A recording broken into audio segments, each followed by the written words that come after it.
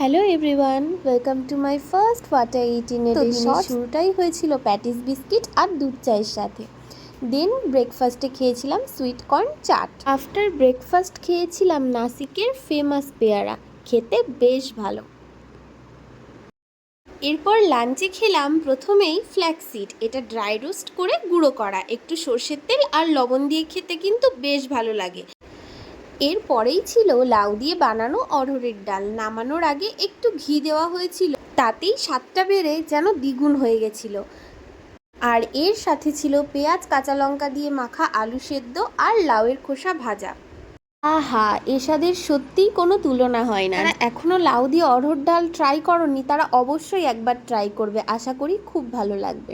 এরপর বিকেলের দিকে একটু বেরিয়েছিলাম বাজারে, আর বাইরে বেরিয়ে খেয়েছিলাম মালাই আইসক্রিম। ছোট ছোট টুকরো করে দিয়েছিল, খুবই ঠান্ডা ছিল আর খেতেও বেশ ভালো। আর খেয়েছিলাম চা, যেটার ক্লিপিংস নেওয়া হয়। আর ডিনারে খেয়েছিলাম রাগির চিলা, ফাইবারে ভরপুর, গ্লুটেন ফ্রি একটি স্বাস্থ্যকর শস্য হলো রাগি। আর সাথে একটু টমেটো কেচাপ আর নিয়েছিলাম পাতিলেবু।